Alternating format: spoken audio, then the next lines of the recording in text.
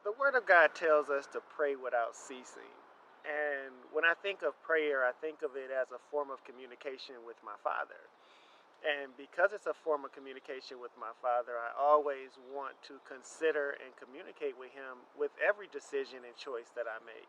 It's not something that I just do where I close my eyes, get on my knees, and put my hands together, but it's something that I do as I go about my everyday life.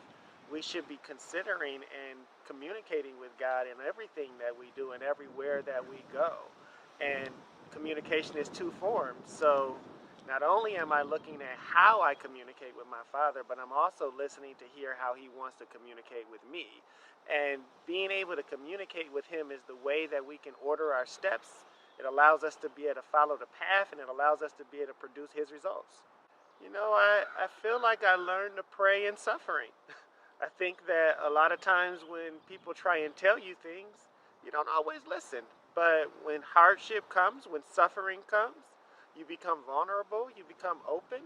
And in those moments, sometimes His voice is as loud as it could ever be.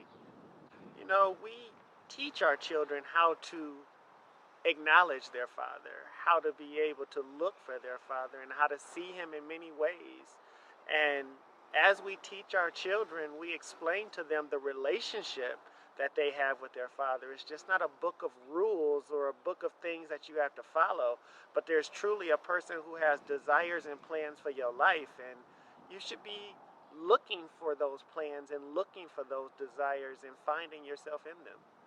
I think prayer is hard, and I think it's hard because sometimes it can become habitual, where you just do it out of routine and not really acknowledging what you're really trying to do. I think that it requires intention. I think it requires us to be very deliberate, and I think it requires us to have the humility to know that without Him, there is no communication. Anything else you want to say? Continue to pray without ceasing.